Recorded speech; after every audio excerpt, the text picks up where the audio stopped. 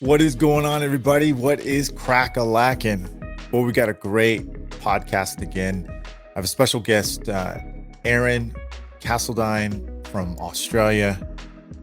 We get real nitty-gritty, man. He has a really good insight about how he handles customers. We talk about kind of like, why are we in such a rut in the pricing structure, at least for the veteran techs? Why is it so hard, to believe in that PDR sometimes is more expensive than a body shop? So we'll get into that. You're gonna like the way he breaks down and how he prepares his customer to understand that there are different price structures. And man, he nails it. You wait until you see this video he put out, and we're gonna play it for you.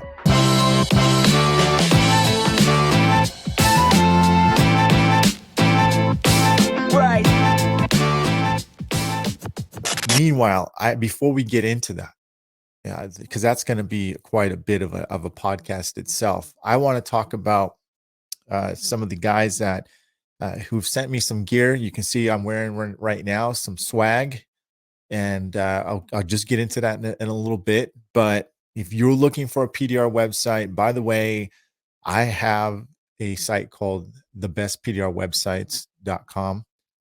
I personally create these sites, and I make them the way you would want it be done. Matter of fact, I am creating a whole new sets of sites that you can pick from. Or if you want a custom site built directly from me, let me know. I guarantee you'll love it. And if you've checked out some of my own sites, you know I'm going to make your site like just as awesome as mine. Little CRMs built into it, all that good stuff. You just need to message me, and I'll get you hooked up with that. Okay. Meanwhile, if you're a possible considering being on Dent Trainer, check it out. 10 off. You get 10% off right now through September 13th. So take advantage of it. 10% off on any course, subscription, anything you'd like. 10% off. Use the number 10 off at checkout. Okay. So let's check this out. I am wearing I should stand up a little bit. I'm wearing Ray Morales's from Puerto Rico. I've been practicing that. I don't think I even said that right. Puerto Rico. So, and I am Spanish, but I don't speak a lick of it. So check this out. Ooh, these guys are getting Ray, you killed it, man. Look at his hat, dude. He's on point, man. This is actually it's metal too, man. And we get a little something on there. This thing is man, you guys are doing a really good job. Here's his card. You can Ray Morales Dent Repair. Okay, RM Dents Repair. You can check them out right there. RM Dents Repair on Facebook, and then Instagram RM_Dents_Repair. So check them out. Really good job, Ray. I really like the shirt, man. It's on point. He's got all the manufacturers. He's got me on the back on the small one on there, and the shirt is on point, dude. Really professional, really nice. Hat is good. I appreciate you sending me your swag. And like I said, you guys send me some swag. I am going to give you some props and talk about and post your handles on Instagram, and I'll put a link here too on the podcast. So I appreciate that. But I'm not done. So Ray, good job, man. Fabulous job, dude. Now, Roy Hernandez. So we got the Latinos representing PDR, one in Puerto Rico, and then one in the North California or Mid California. Check this out. He sent me a sticker. He sent me a sweatshirt. He sent me some bands. So check this out, dude. So this is his little motto thing here. Straighten out a dent. Pristine dentrepair.com. He has a really cool, nice site too as well. Straighten out a dent. And that is pristinedentrepair.com. You can check him out on Facebook, Instagram. That's not only it, man. You know what? He check this out. I'm wearing a band too as well. I think it's pretty cool. I think this is something I want to probably get and probably pass out. But you can see that I'm wearing, it says Murder Dents, Pristine, and I'll kind of give you a little bit more there. All right, so let's see if you get see. So he's got his band that you can wear around your wrist. Pretty dope, man. I like it. I love the outside thinking of the out of the box marketing. I think it's awesome. I think I'm gonna get some myself, dude. And I think you did a real good job. Also, he sent me a pretty badass sweatshirt, and I love sweatshirts, man. Okay, this is not a thin, cheap sweatshirt either. So here it is. It's pretty. It's pretty dope, dude. Straighten out a dent, pristine dent repair.com. Now, here's what I like about it. It's super big. It's cool. It kind of catches the younger guys or even the older dudes, because everyone knows what that is. And he's got on the hoodie, he's got on the side, he's got his little emblem here with his little dent guy right there. That's pretty cool. He's got Murder Dents on the side sleeve right there. Get that open there. And then on the other side, he's got his website. Pretty badass. This is exactly how you should market. Okay.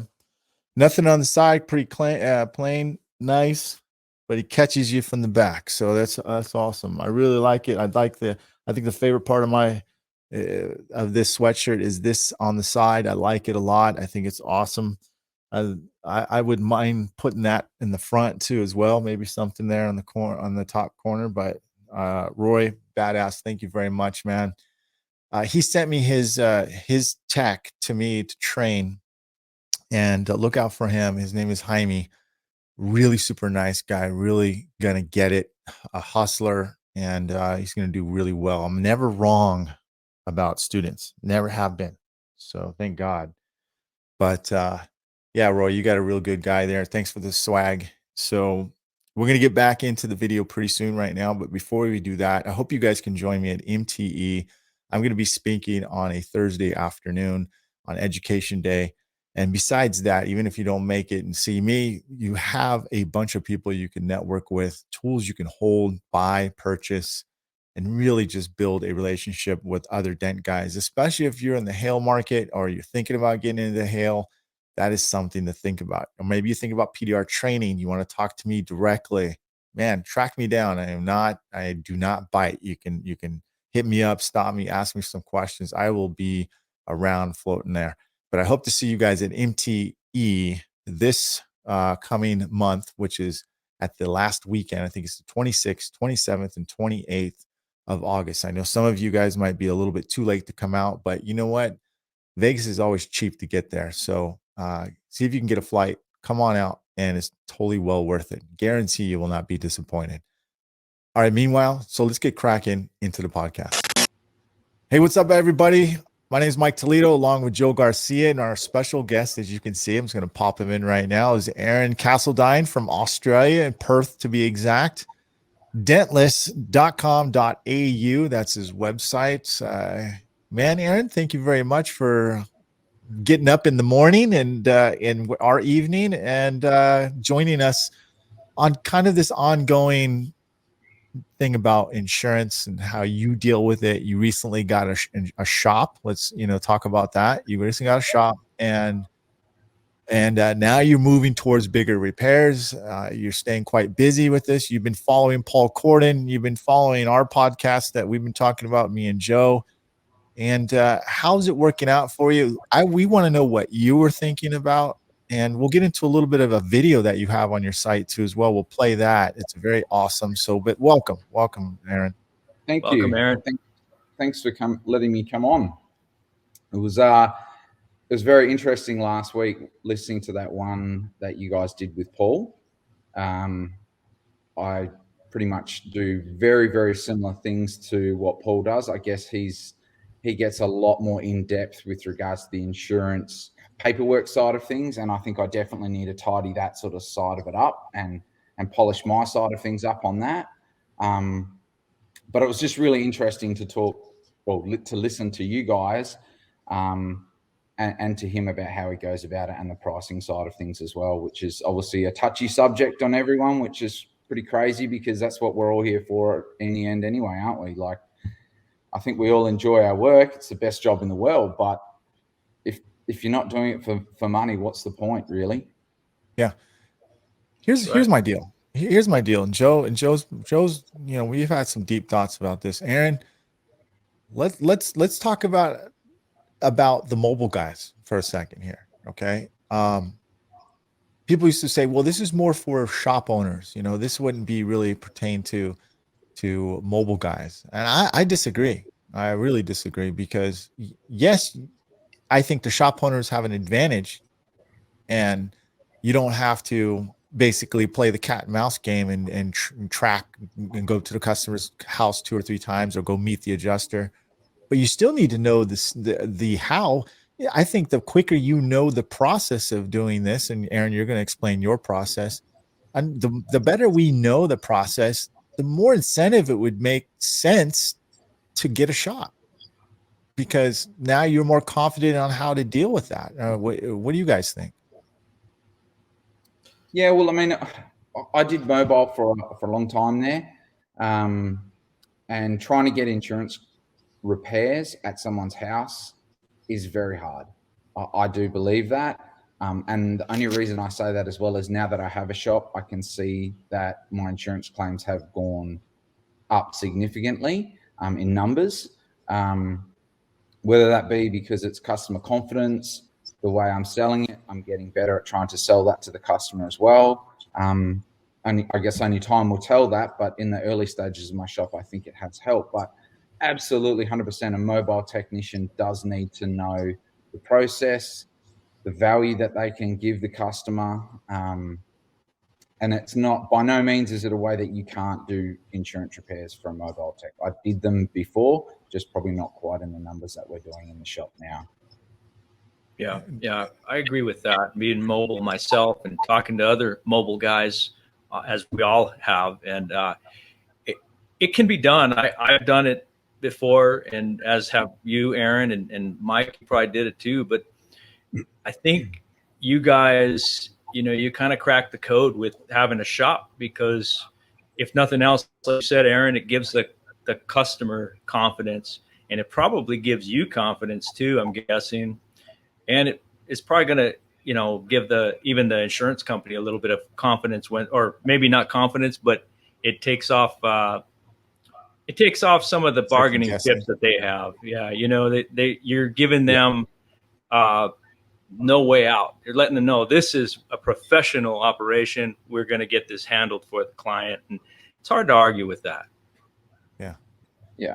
And I mean, I think we've all seen the repairs that guys like Bryce do in everyone's garage. But to me, I find that really difficult to do, especially if you get to those winter months. We don't get snow here, but I know every other listener probably gets snow as well. But trying to do those smash repairs in winter or in the heat of summer in someone's garage, it is really difficult to do. It takes a big mental strive to really get those nasty repairs done in someone's garage, compared to a nice air-conditioned shop, heated shop. You've got everything at your disposal right there. That was probably one of the main factors for us. I really wanted to work on I guess, pushing the quality side of things to our customers. And that was the decision that we made to go down the shop as well. Now, nice. you made a pretty cool video. I want to get into the video. I want to show, because you've been working on your business a lot, Aaron. I mean, a lot. You know, the retail aspect of it more significantly than anything else. Well, before we get into this stuff too, so give us a little story of why you end up choosing now to go towards retail? Because you really started focusing on retail. Can you give us a little background on that? Yeah. So I kind of always wanted to do more retail work. I don't really like the pricing structure of the wholesale work. I think everyone would understand there's a major difference between retail and wholesale pricing. And I personally, I enjoy the people contact with customers as well with the retail side of things. Like I enjoy seeing customers and having their lovely cars come in, and you can fix them up for them and they leave here happy. And I actually had a young girl in the shop yesterday in tears because she bought her brand new car that she'd worked for 3 years, working 3 jobs for, and she came in upset, and we fixed it up for her in like 45 minutes. She was out the door and she was happy as. You don't quite get that with the used car manager or a new car manager, unfortunately. So that was a huge reason for it. Obviously, COVID had a big impact with that as well. A lot of our car yards changed and restructured the way that they were working their business, tried to do some more in-house stuff. And also, from my experience, a few techs in our area dropped their pants on their pricing as well in the wholesale stuff. And I was just like, I'm out. Like I had a meeting with a dealer principal 2 days ago, and a local tech he told me that a local tech has come into the dealership and has offered up to 20 door dings for $70. Now, I'm not fixing a dent for $3.50. I have too much pride to sit there and fix a dent in anyone's car for $3.50. Like, that's just a joke. You have too much value in your. Yeah. So yeah, go ahead. Yeah. I value myself way too much to sit there and fix a dent for $3.50. No, and we can go on about this all day long and complain, Aaron. But you know what? You've got firepower. You created a video to help sustain. I tell people when I'm training guys and new guys to help them understand the value of their service. You don't go into the battlefield without weapons or ammunition, right? And you certainly, have to understand what the customer's thinking. They think a door ding is going to be the same cost no matter where it's at on the panel, and they generally think about size. The bigger, the more expensive, and the smaller should be more cheaper. Well, you kind of broke it down in a real quick video. I want to play it. Joe, you haven't seen it before. Let's play it. Hi, my name's Aaron Castledine, and I'm the owner of Dentless, Paintless Dent Repair in Perth, Western Australia. In this short video, we're going to give you a very brief explanation of how we repair a general door ding with Paintless Dent Repair. Here we have a door that has been totally stripped down just to the bare metal. And here we have 3 general door dings, and they are priced very uniquely and differently depending on what is behind the dent. On most occasions, we would wind your window down, slide a tool between the window and the dented door skin, and slowly and strategically push the metal back to its original shape. As you can see, dent number 1 is in a very open section of the door, which allows us far more tooling options to be able to push the metal back to its original shape. Dent number 2 is located behind your structural bracing. This gives us very limited access and therefore is priced slightly higher than dent number 1. Dent number 3 is located behind sound deadener. This is a very unique material which makes it very hard for us to be able to access the dent and push through the sound deadener. Again, priced differently to dent number 1. We would love to have you down at our Wangara workshop where we can place the tool on the back of your dent, see the exact size, depth, location and accessibility for the repair. I hope this short video gives you some insight into our quoting procedures, and we look forward to seeing you at our Wangara location soon. Aaron, that's brilliant, man. That is just awesome, dude. I want to have you fix my car. I'll ship it to Australia. No, that's cool. Seriously, man. I think it's so educational in a very brief amount of time. I mean, it just really gets the point across. Who could argue with that? Right. And do you know what, Joe? No one does. Yeah. Because I think probably every single, well, not every single customer, but most customers that we come across, and I think you guys would be exactly the same, have never heard of PDR. They've got a dent in their car. They all know about a body shop. They're probably thinking, I have to put a massive insurance claim in to get this tiny little ding out. I'm looking for an alternative. And they come across our websites and they have no idea how we perform this trade. So by giving them that very quick insight of how we fix something or why we justify our pricing and how we would go about pricing in the repair, it really does set the customer up for the price that we're going to charge them, because they understand before they even come into our shop that what we're going to do. Yeah. So, honestly, Aaron, that was probably one of the best explanations of how, you know, the differences between that. Besides that, like what Paul has another great, you know, open door showing that access, but in a video, straight to the point, not going to take up the customers a long time, and professional. Like Joe says, it's all summed up very quickly, and I'm going to steal that, dude, from you. So I'm gonna do my best impression, but yeah, and if I can get halfway there, man, that's good enough. I think that I wanted to ask you, Aaron, what made you think of speaking on those terms in that video so concisely? And go ahead. Because the customer's not a dent guy. The customer has probably never, ever, ever seen what the back of a door looks like. I see it all the time if we're doing a hood lining in our, a roof lining in the shop here, and customers come in and they're getting their head under and they're looking and they're going, wow, I've never even thought is that all that's behind up under my roof?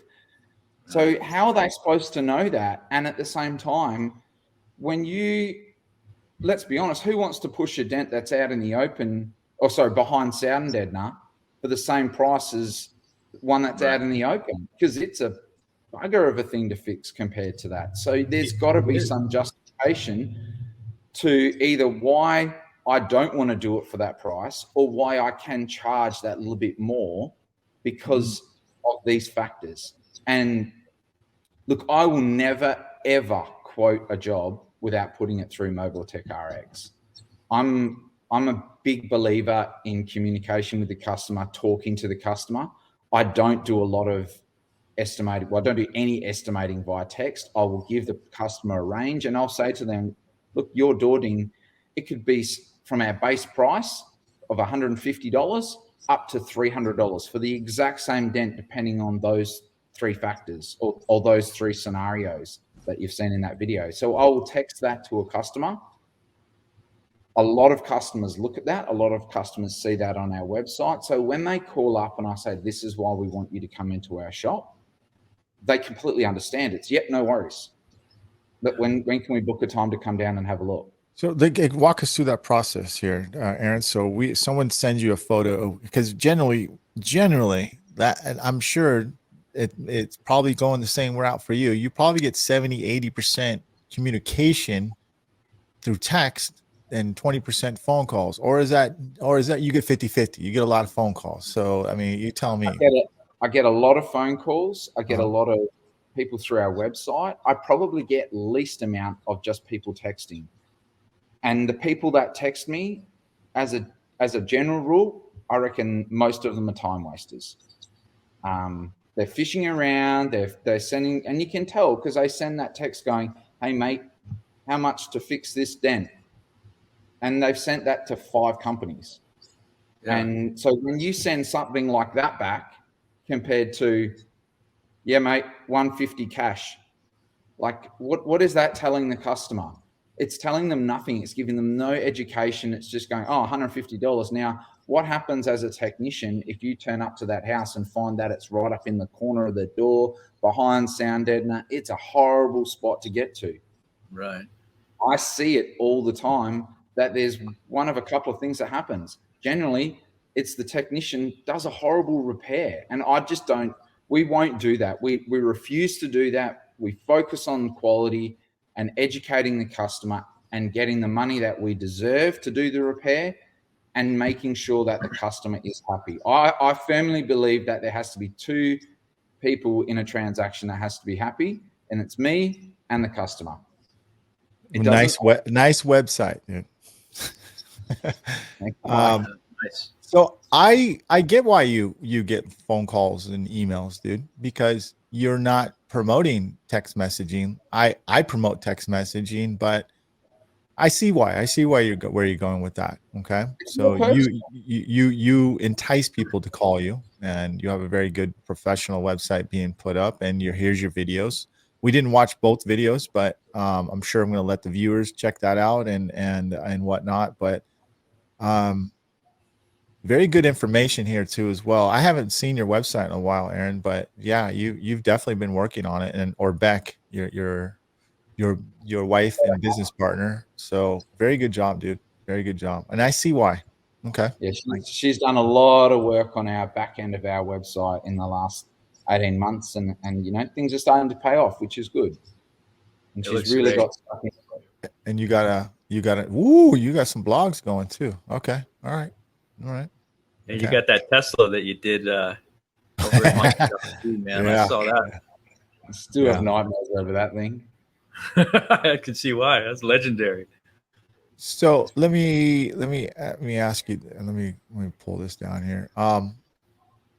Aaron, so once you get them in here, let's just say because this is Joe and I's, shall I say, challenge, right? And I'm sure it's been a challenge for you too, Aaron. And you know what I'm going to go at, but you get the customer to come in, all right? And let's role play, and let's talk about, I'm not leaving you mobile guys out. Okay. I feel for you. I still have a mobile business as well. So I'm not leaving you guys out, but this is going to pertain to everybody. Okay. And this same process can be done as a mobile tech. Yeah. There is absolutely zero excuse why you can't do this as a mobile tech, right? Other than you might have to make 2 trips. Yeah. So the customer comes in, they think this is going to be out of pocket, under $500 deductible, or what you guys call is what, access, or I'm sorry, excess. Excess. Yep. Okay. Excess. So what happens next? I mean, you inspect it. It's a lot more than what they thought it was going to be. How do you funnel them through their thinking? So a lot of the time I have listened to the customer before they've even come into the shop, especially if it's large damage and you've got some photos of the damage, and instantly we all know the dollar range that we're talking, whether it's $300 or $2,000. You can tell that from a photo straight away. You don't have to relay that to the customer 100% straight away over the phone, but you need to listen. God gave us 2 ears and 1 mouth for a reason. You listen to what the customer has to say. If the customer is literally going, I don't want to pay more than $500 for this, flush them out. Get rid of them. They're not your customer. You do not need everyone that has a dent on their car does not have to be your customer. So I will listen to what they have to say. If I'm on the fence with them, I'll ask them. I say, so what's your claim number? What's the claim number that you've put through already? Oh, well, I haven't put a claim. Oh, okay. Well, what was the reason behind that? Well, sir, I thought it might be, less than my $500. Well, look, I can't guarantee that it is, but if you put your claim number in, or put your claim through your insurance company, you can bring your claim number in. It will definitely speed up the process for you already because you're 1 step ahead of it. But look, you're more than welcome to come down to our shop and we can price it up for you and we can give you that exact cost, because I can give you a range over the phone now that's going to be so broad that no one would want to agree to it. It might be between $700 and $2,000. Now, no one's going to agree to that, but that's the idea of me getting them to see if they're serious to come into the shop, because like we get lots of traffic come through that want to walk in and waste your time. And that's okay. I understand that. That's all part of having a shop, is that you get people coming that you can't fix their cars. But we want to try and, filter that down to the right customers so that when they come in the shop, they know the process, they've seen that video, they understand what I'm going to do to their car to even quote for the repair. And I walk them through that process the whole time. The one thing I guess I differentiate myself of my process to what Paul does is Paul said he takes the car around the back and does it all and then brings the customer in. I kind of didn't like that, only because it's almost like we're hiding something. I have nothing to hide. So my shop's not big enough for that either. So I'll bring them in and I say, come in here, I put all their details into Mobile Tech RX. Again, every single quote goes through MTRX. They lodge all their details. They can put their claim number in there if they've already lodged a claim straight away. And we break it all down with it. As you saw in that photo, and I've got a ruler, we measure everything because, again, I don't understand how people don't understand, or sorry, people do completely understand that a 2-inch dent is going to be priced differently to a 6-inch dent. Yes. Every person understands that a bigger dent's going to be more expensive than a smaller dent. So why not measure it? Yeah. And it gives you that justification. So I guess that those little things like the education from the video and then me giving the explanation of how we're going to measure the dent up and how we're going to fix it, that equals that justification for the end pricing. And the pricing is obviously the last thing that we do. We measure it up, we check the damage, we find out what's behind there. Are we going to have to take tail lights out? Are we going to have to take hood liners off? Do we have to take the bonnet off? Do we have to take the door off? We price all of that up. And same as Paul said yesterday, you will be so surprised that when you get those larger repairs and those larger dollar repairs, they don't negotiate with you. It's you've set those things, those little educational things, the step-by-step process for them, followed it exactly what you said you were going to do, and the price is what the price is. They just agree with you.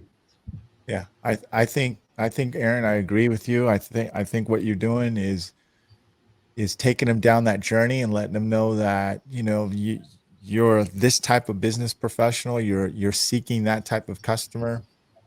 I think everybody has their own way of doing it. I have, when I put my, you know, my type of repairs on my Instagram, I put pricing because I give a general idea of what it's going to cost, and I don't want anybody to think that a dent, I charge $50 for a you know, softball dent or anything like that. I really think your website is and that video is really educating those customers, and an educated customer is a better customer. And I think that's what it comes down to. Yeah. So going back to what you just said too, Aaron, like what I'm getting here, like the moral of the story here, once again, is that moment when you're talking the actual estimate to the prospect at this point, and you're on the home stretch now, right? They're about to pull the trigger and say yes, or call, you know, you guys are going to call the insurance company and file the claim if that, or they're going to pay out of pocket. But that journey started way back to when they saw you online. They saw possibly your video, or maybe they just saw your Google ad or however you advertise. And then that was followed up by possibly a text message, and which you responded, not by just saying, oh, that dent's going to be around X. You said, okay, well, you need to bring the car in. In the meantime, watch this video. So you threw that video back at them again so that they can further educate in case they didn't the first time, you know, before they corresponded with you. And then by the time they're coming in, they're already pretty sure they're going to use you. They already brought the car in. You weeded them. You funneled them through, and all because you're educating them. You're demonstrating the value that needs to be shown. And now here we are at the point of possibly filing a claim or them paying out of pocket. And I think a lot of people are afraid to do that, Joe and Aaron, because they feel like they're going to lose a certain, like they feel like, oh man, I might lose the low ball customer. I might lose that customer that I could, like, you know, could be doing for cheap. Yeah. You can't do that, man. Like it doesn't work. you know, that I think that's the biggest fear. And Joe, it's all about head trash too, man. So, I mean, I was afraid I was going to get ridiculed, or I thought I was going to lose my customer base or some of it because I was putting pricing on my stuff. And I know some people are like, I don't know, Mike, that's kind of brave of you to put like how much that costs, you know, why not? You know, but Aaron, I'm on board with that, dude. You really motivated us. And I think people who just watched that video of you, and it really prepares them to what to expect when coming to your shop, dude. Yeah, look, I really believe that a lot of customers have never had PDR. If you have a service that you're looking for, doesn't matter what it is, you don't know what the pricing is. You know you need that service, but you have no idea how much it's going to cost. Now, if someone just throws a figure at you via a text message with no explanation whatsoever, if it's even remotely more expensive than you thought, you're going to go, well, I'm getting ripped off here. But if they can explain it and point by point exactly why they've justified that price, it's a no-brainer. Like, there's not one customer that sits there and looks at me when I'm marked up their car and I say, okay, sir, you have a 6-inch. We're reading it. Both sit there with Mobile Tech RX on our iPad, and I'm showing them the customer. I'm not hiding anything from them. I'm going, sir, you have a 6-inch medium depth dent that runs straight through the body line. And as you saw with my light, when I pop the tool down the door, it's right behind one of your braces because I can't access it this way. So therefore, we call that obstructed damage, and that's a little bit harder for us to repair. It's more of a challenge, therefore it's more expensive. And all they do is go like this. Okay. Nice. Because there's no way that they can disagree with you. Yes, it's on a body line. You've got a ruler next to it saying it's 6 inches, and they've seen that it's tucked up under a brace. There's no other answer for them to say, nah. They can say no, that they don't want to pay that. That's completely fine. And that's where I come back to, not every customer is your customer, but we don't get a lot of that because we've filtered that out prior to them even walking the shop. If a customer rings me and wants them to use my suction vacuum sucker or, plunger or something like that, very rarely are they coming into the shop and wasting our time because they're not our customer. You have to understand what your avatar is and filter that out. Okay. Yeah. Okay. Now, let me ask you this, Aaron. How many claims do you think you're doing like a week? No, this week. If you want to give that, I mean, get an idea. I mean, no. I'm just trying to think. I'm thinking. I know we wrote up. I had a look last night. We wrote up 7 estimates over $1,300 during Monday to Friday this week. Over how much? Some of those people may pay out of pocket. Some of them may not even go with us. Some of them may go through insurance. Generally, it's about, I would say we'd probably get 5 of those a week. At the moment, this week was really good to have 5. I think last week we had 2. It does take time with the insurance company. We can't quite do what Paul does, where he just leaves the car there and deals with the insurance company directly. I think we have a little bit of a different process. The customer generally takes the car away. We have to send emails like he has to with photos and things like that. And you do have to justify it to the insurance company, and you do have to do a bloody brilliant repair. You can't be a technician that is going to do a 80% repair for these customers. You might find out very quickly that that's not what you want to do as a business model. But I look at these insurance repairs and these larger repairs strictly as a business decision. It's how much does our shop need to turn over? How much do we need to turn over each day, hour, week, whatever it be?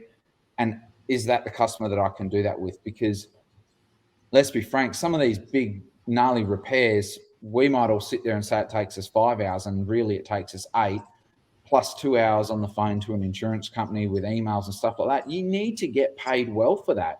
if you're not going to, it's not worth doing that. Right. And Aaron, we could have, with that repair you did during your advanced training when you were at the shop, that should have been an insurance claim, Absolutely. all day long. You know what I mean? And I don't know how much we did that for. I forgot what it was, but it was at least worth twice as much as what we fixed it for. But Yeah. I think you're right. Joe and I are. Nothing against you, Aaron, but you came in the right time, man. You have a good business, shall I say, head on your shoulders, okay? And you're thinking the right way. Joe and I have had this. We've been slaves to ourselves and techs who've been just like us. Now Joe's really a way ahead of since then. Joe's not like that anymore, but we were conditioned.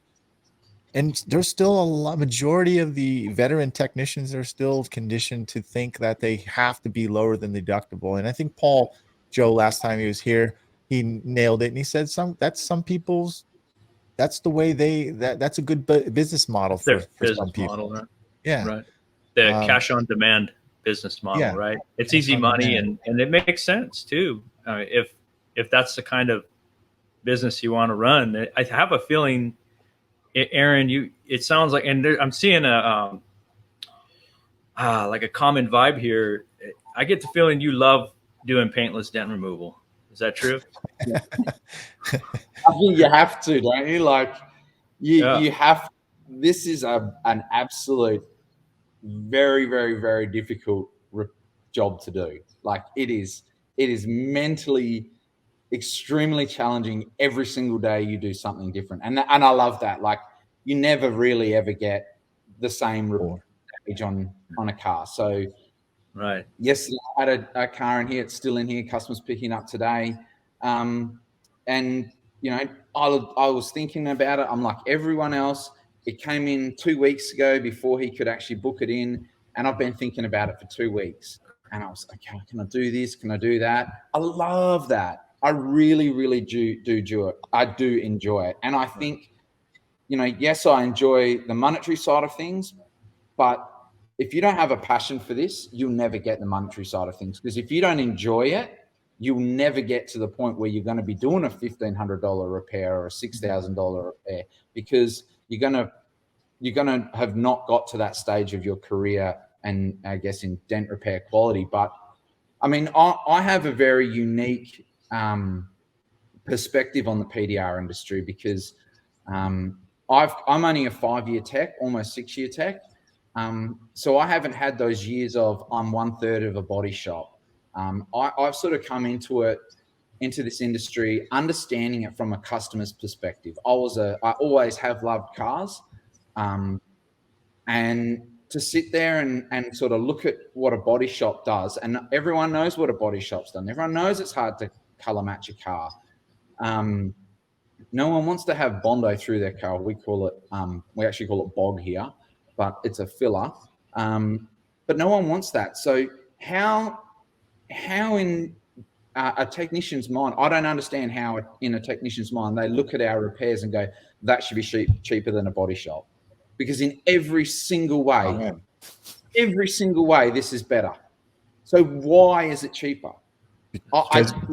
I'm going to call out you, Mike, because you guys you're a 30-year tech. You're the one who's put the prices down below the body shop. I'm guilty. We have to get that back up. Look, we do, because, if you sit there with a guy with a Ferrari and tell him that, you know what, you're going to have to send this back to Italy to get it painted by Ferrari, and that's going to be $80,000, or I can fix this for you for $5,000.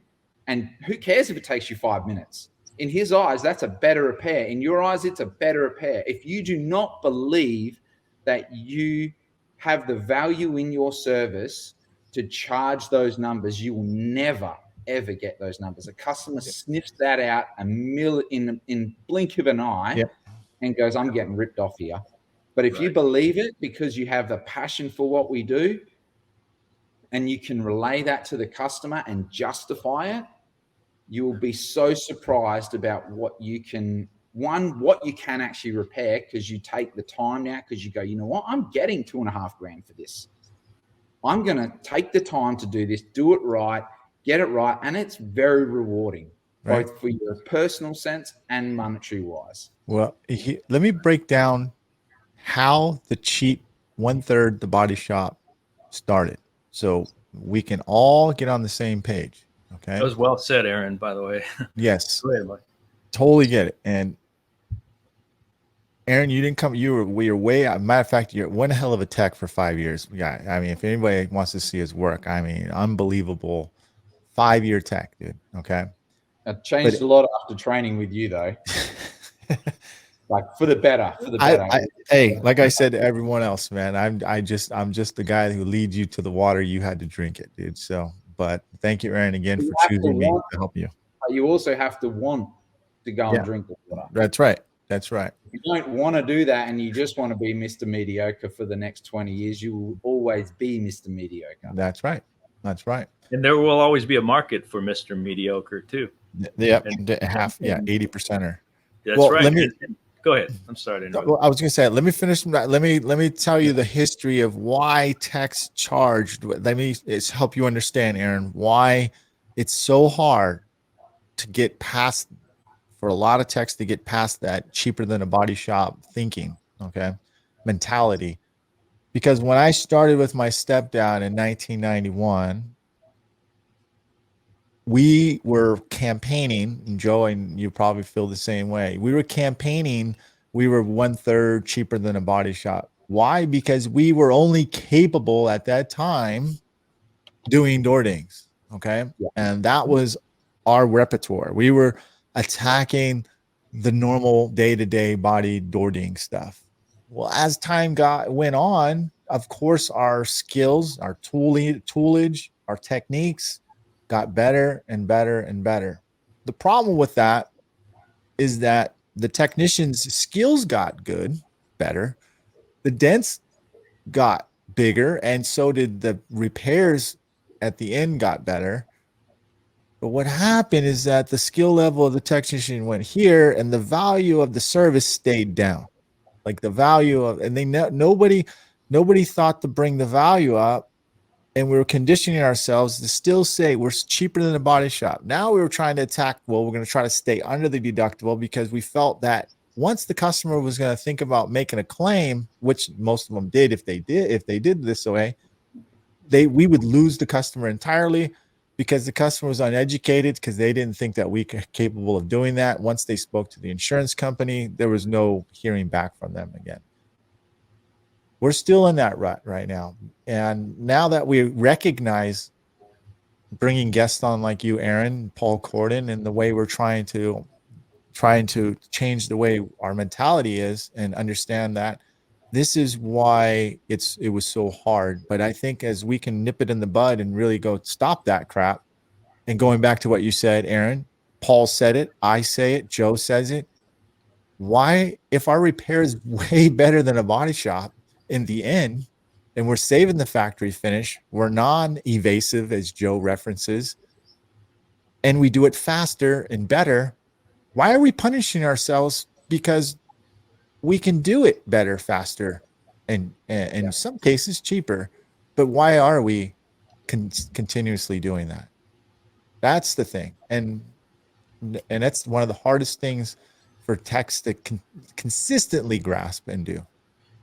But the customer doesn't think of it that way. And that's the way you as a technician need to think, because I see all the time where we do repairs for 3 times the cost of other people in our market.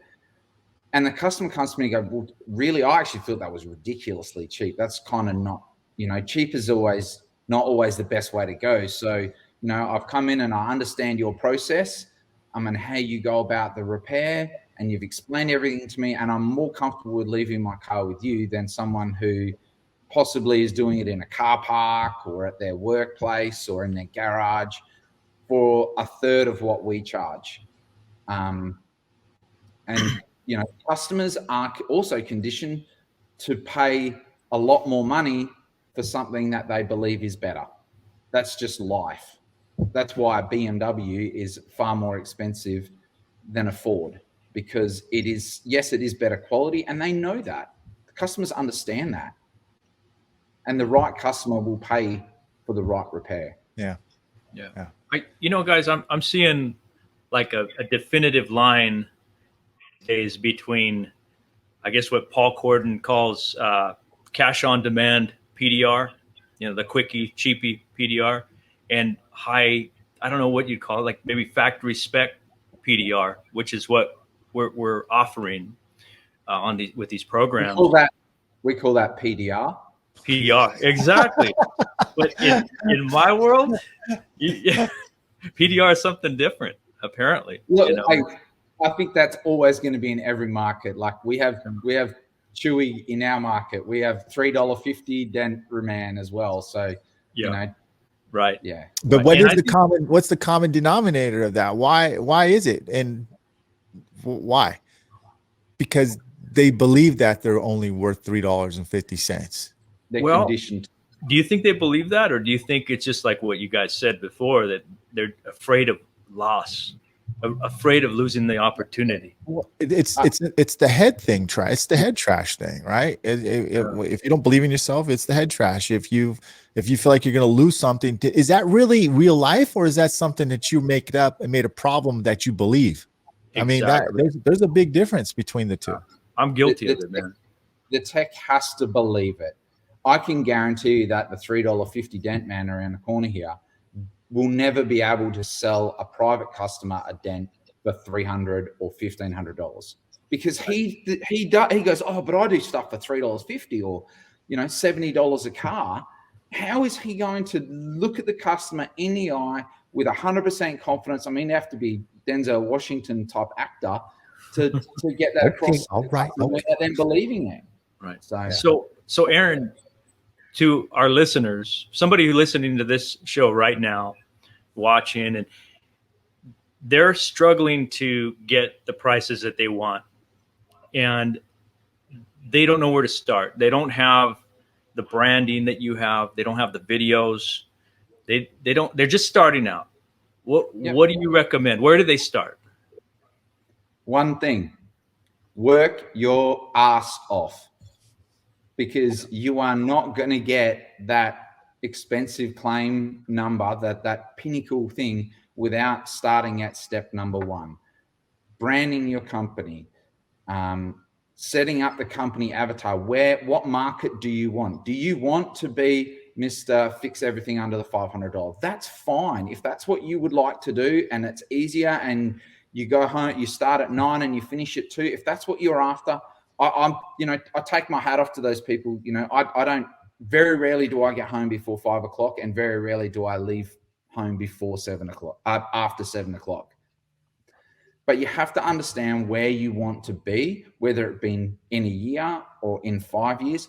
Think of that right from the get-go, because I understood that right from the get-go, where I wanted, what I wanted, I guess, financially for the rest of my life, what I wanted people to perceive my business as.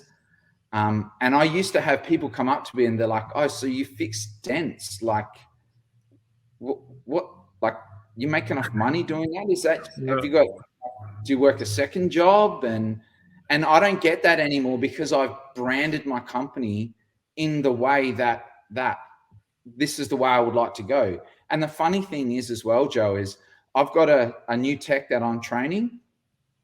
He's a window tinter. Shout out to Darren. He's an awesome tech for 3 months in already. And I can tell you right now, when a customer drives in there now, he's already looking at that dent, understanding how much that is, and understands how much work goes into doing that, and behind the scenes work from the business advertising, but actually the skill set to get that dent and get that customer out the door happy with a good quality repair. So he already understands the value of his service, and he's 3 months in. And that's why I get frustrated when people are quoting stuff for $250, and I'm going, man, I'm a pretty good tech. I'm not the super fastest tech, but I know that's to get that right, I'm 5 hours into that. I'm not doing that. You can't run a business on $40 or $50 an hour. Right. Right. You're not gonna be around for the next 10 years. Yeah. Especially mobile, you know, they're driving around everywhere. And out here in California, man, Southern California, everything's at least 30 minutes away because you're on the freeways. I just don't, it boggles my mind. But, you know, I love what you're saying, Aaron. I'm actually excited right now. It's really cool. Yeah, because Joe's thinking about getting a shop, dude, and you know, Yeah, and I think after if you listen to the podcast, and like I said, well, what do you think, Joe? I mean, is this motivating you towards getting a step closer to getting a shop, and now we were listening to Aaron, and Aaron was Aaron and I talk quite often, right? And Aaron was asking me, Mike, I want to get a shop. I'm pretty scared. I don't know if I should get a shop, and blah blah blah. And look at Aaron now. oh, Look at man. Aaron now, dude. Yeah. Okay. It's not something to take on lightly. You know, you want to save up a fair bit of cash because this thing just eats money. Like it eats money. And I'm 6 figures into this thing already. You know, signing a long-term lease is scary. What if it doesn't work out? You know, and you want to have all those ducks in a row before you even think about, like, this was like, I was thinking about having a shop 2 years before I even came and saw you, Mike. Like, I was a year into this thinking, I want to have a shop because this is where I want my business to be in 10 years time. And to do that, I need a 4 or 5 year plan. So I was years of prepping myself and prepping my way. I structured my business to get to a shop standard. If you're going to just go from mobile and pull the trigger and go straight to a shop, you probably, I'm not saying you will fail, but it's going to be a high probability that it's going to close very quickly because it does eat money. You have to have all your ducks in a row before you start this. Don't think it's just going to, you open the doors and people walk straight in. Right. Those people that walk straight in are those people that have just had a smash down the side of their car and they don't want to put a $500 thing in and they can't even close 2 of their 4 doors. Yeah. Like, so yeah, I just realized I didn't even have my mic on. I felt a bit put out, guys, so I kind of rigged something up. Like, you guys have all got your fancy podcast mic. I've got my Get a Grip here with nice my Rexona bottle. Like. That's funny. You were gonna say something, Joe? No, man. I was just listening. I was fussing up though. I like the microphone. And you gave a lot of good information here, man. This is very entertaining. You guys, what do you think what do you think the percentage of techs are actually really care about this podcast? Because a lot of guys want to think about, show me the dents, the smashed up stuff, and yada yada. I really feel like not a lot of people really pay too much attention to the real business aspects of it. I mean, like the stuff that's really going to make you survive for years and grow and help you retire or sell a business or, create a system inside your business. But I mean, I'm just curious. I feel like there's not enough people paying attention. I just don't. I think probably less than 10%. And that was proven as you had as well, Mike. Like, same thing. I invested a lot of money to come over to Mega Media event and to train with you. That was a lot of money to invest in my business. And I had other techs in my area bag me out and go, "Oh, he's wasting his money. What does he think he's doing?" That's their head trash. I know what it's like. But at the same time, I remember sitting at Mega Media event and Mike, you're sitting there going, "Guys, I'm looking at all you guys, and I know that maybe this tiny little section of this room is actually going to do what we're telling you to do." And that came, that's like 10% of you guys are actually going to do it. And that came back to exactly what you asked, Joe, just then. A new tech getting into it, what are they going to do? You have to work your ass off, be prepared to put in 15-hour days, and not for 3 months, for 4 years. You're going to have to do that. If you're not prepared to do that, you won't progress any further. You just won't. There's so many different platforms to work on. I'm super lucky now. I've got my wife's come part of the business now. Both our children are at school. She's able to spend more time helping work on the business so I can work in the business. She's working more on the business. and helping out on a lot of the social media stuff. You know, it's hard. It is a long haul, but I like it, and I have a passion for it, so it's easy. Yeah, you Aaron, build. you probably I would say you're probably one of our best guests that we had this year. So I mean, it's Thank really you. an honor for you to come on here and share your insight about this and really be truthful. I've seen you work in the back end. I've seen you and your wife work together, and you have to. I don't think there's very many. There's a few companies out there that I know, publicly, but you're definitely one of them. And I think honestly, you're probably one of the hardest working ones, definitely in Australia that I know of, dude. So, Thank you. if not in the world, dude, you really can keep an eye on this guy and his wife, dentless.com.au. Don't get confused with Dentless with Christopher Ray, but this is dentless.com.au, or check him out, Dentless Perth on Instagram, right? Is that right, Aaron? Yeah. Hey, Joe, you just asked then about passion. Have a look at my logo. I love it, Get man. A passion for perfection. I love it, man. Is that the I love moon? What is that? Is that Venus? It's a dent. it. Crushed. Crushed. Less crushed. I know. I'm just joking with you, man. Okay. No, that's it. You got the evolution of Dent. I want to Yeah. steal that, man, for mine. Yeah. I do like the logo or the slogan, dude. The passion Yeah. for perfection. When I was looking at trying to do a slogan or a logo or whatever, I'd drawn all these lovely cars, and I'm listening to Mike Toledo, and he's going, "Guys, stop using bloody cars. Everyone's got a friggin' car." So I'm like, I better change that before I come to Mega Media again. Yeah. So, Those car outlines. Yeah. my brother-in-law's a web designer, and does logos, and he's a bit of an artist, and he did that for us, and I love it. It's mine. It's totally mine. It's unique. That's right. No one can take that away.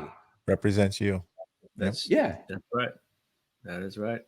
Well, I'm gonna let you guys go. Aaron, it's been a pleasure. And this has just been a great podcast. I mean, this is another podcast people have to replay again and listen again and dissect and do it again. And FYI, I do re-listen. Joe and I re-listen to every podcast we do, and not just because we're in love with ourselves. And I know Joe is, but not me. But I make sure to watch it too on a large screen. We want to get better at what we do, man, and part of that is having very good guests on, and I'm glad we're doing our homework, man, and thank you again for coming on, Aaron. Yes, no worries, Mike. I think as well, just one other thing that I think techs should definitely do is communicate with other techs. They don't have to be your local tech around the corner. You know, you can communicate with guys all around the world, and all of these high-end guys that we all talk and see and are on your podcast and stuff, they're just normal people, and unfortunately they're generally dent nerds like me and like you guys, and can talk about this for hours. I have two guys, Kevin Ferguson in New South Wales here in Australia, and Adam up in Densby Gorn in Darwin, and we always have almost roundtable discussions on how we can help each other, the problems that we've had in our businesses, and we're a phone call away. We always answer the phone to each other, and it really does help. So if you haven't got that, ask. You know, I'm open book. I'll help you if I can. I don't know the answers to everything, but it really does help to bounce ideas off people all the time. I can pick up the phone and talk to Mike whenever I need him. You know, I can message Don Kavanagh, John Scatto. You know, there's so many guys out there that are open to talking and helping you further your business. Don't be afraid to pick up the phone or send a message. Like, it'll help you in the long run, and it will more than likely it will help them as well. And they want to do it as well, but they didn't have the courage to do it. Yeah. Yep. I think that's networking. great. Don't be afraid to network, man. It only helps you guys. Powers in numbers. That's all I always said, and it's been a long. Everyone should know that, and and that's just the way you should think. We all need to go up together. You Mhm. can't just have this.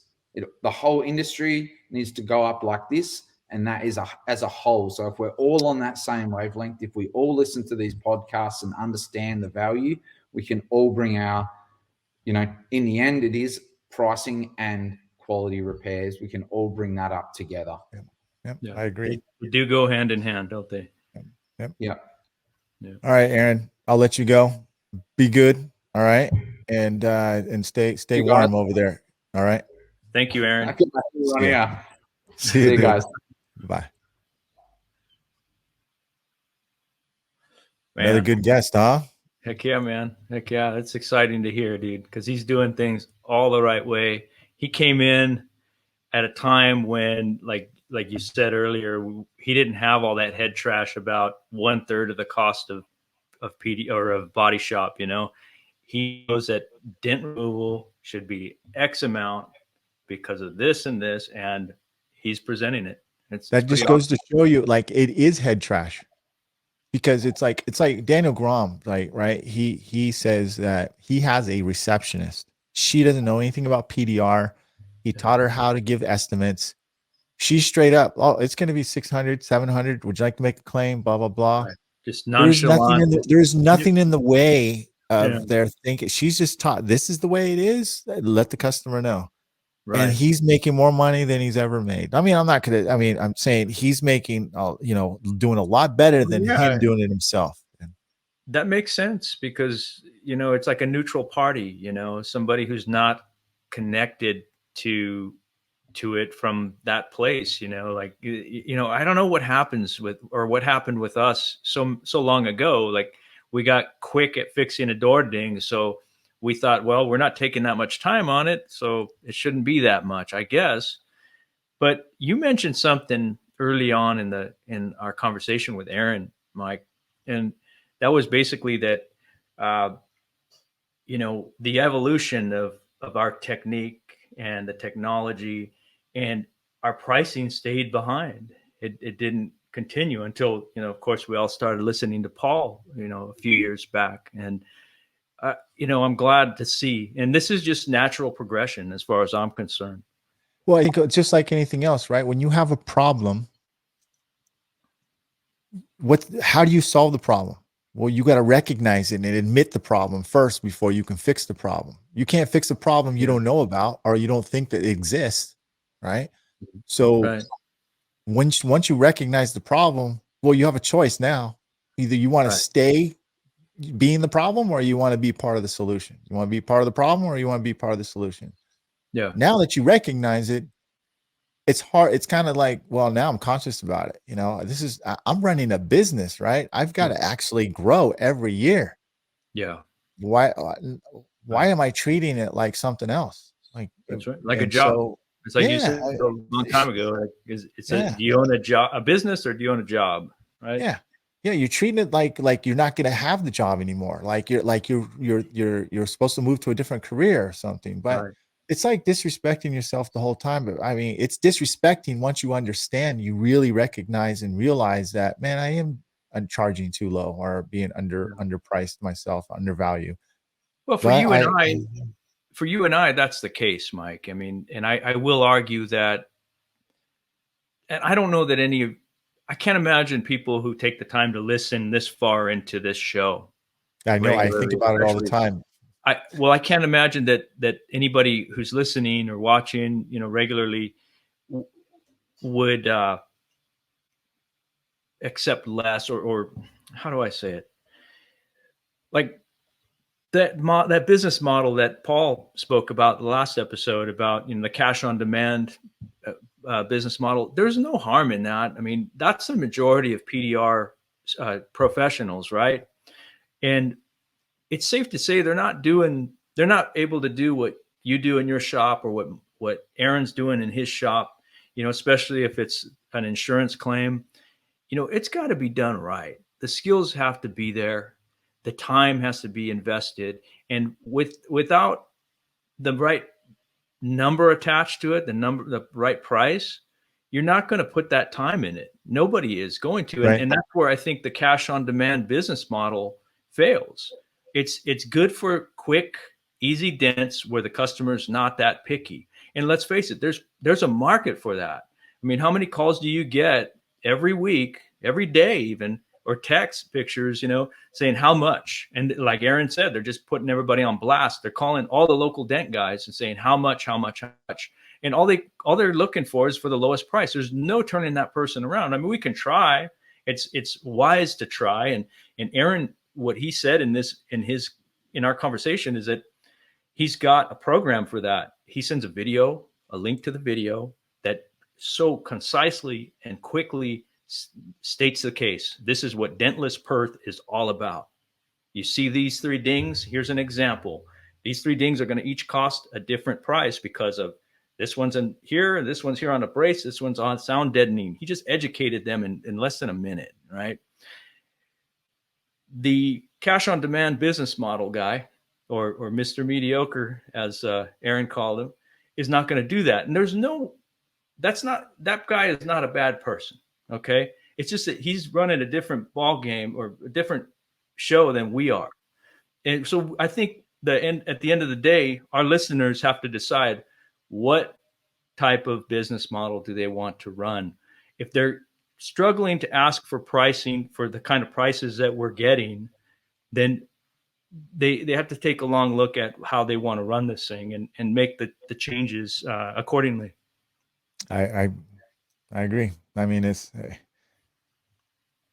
listen, I was Joe, I was living that. I was that tech, you know what I mean? I was that tech for a while. And once you get past that thought process of, hey, I am pretty good, I'm getting better. And going back to what you're saying, like pricing, if you price it well enough, all of a sudden the motivation goes up, the quality goes up, the effort goes up. Yeah. Everything, it's amazing how everything gets better when you start charging for the value of your service. Yeah, man. Even when you charge low, right? There's more reasons for you to quit, more reasons for you to give excuses, more reason to sit there and go, that can't be done. Yeah. It goes, think about it. It goes all against you. You know what I mean? It's like, oh, this isn't worth it. When you're allowing yourself to be commoditized, you're going to start to lose that pride or passion for what you're doing. It happens. I know, because it happened to me several times in my career, and it sucked, man. You get burned out. I mean, the best times of my life, have been when I was passionate about what I was doing and excited and kind of in a renaissance period growing, that's where I'm at now. And a lot of that has to do with what I'm saying yes to and what I'm saying no to. I agree, Joe. This has been another deep podcast again. So, by the way, guys, if you guys don't know, this goes on my YouTube channel, and these videos unfortunately get the lowest views because I can tell that my crowd, or my general viewers on Dent time on the channel, is DIYers, right? And they want the thing. But the people who do watch this all through, I really think you're going to benefit the heck out of yourself, because Joe and I's objective is for it to sustain in your head and get in that head and going, that Aaron, Mike, Paul, Joe really kind of made sense, and we can help a few people out there. We did our job, and just let us know what you think in the comments, because I don't think we get enough feedback enough to know what you guys are thinking. And even if it said great show, thumbs up, whatever, let us know. We appreciate that, man. But in fact, I should just put a little quick ticker right here. Yeah. And by all means, let us know what your take is also, like what you guys are doing. If you've listened this far into the show, then you're a diehard, and you may have tricks that we haven't seen yet, and we want to talk to you about it. We want to hear about it, and we're open to that. I mean, honestly, like Mike, you're doing I've told you this already. You do our industry a huge service by having these episodes and putting them in a presentable format and bringing on awesome guests. Honestly, dude, I'm here to support you, but my benefit is I get to have these awesome conversations with you guys, you know, with world-class dudes from all over, you know, all over the world doing what I want to do, man. And it's just, it absorbs, man. And I hope that it's the same for you who's listening or watching right now. I agree. Don't listen to Joe. It's his podcast with me as well. So, you know, anyways, we got to roll. Thank you guys for listening. If you're watching this on YouTube, you can listen and watch on the Apple Podcast, Podbean. Go to denttimepdr.com. You can watch it there. And I think there's some other platforms. So yeah, so there you go. All right, Joe, we're out, man. Yeah, this is a Friday too for us here, and that we're recording. You have a good weekend, my boy. All right, my man. All right, Mike. All right. You know, boy, my man. See you guys. Take care. Later.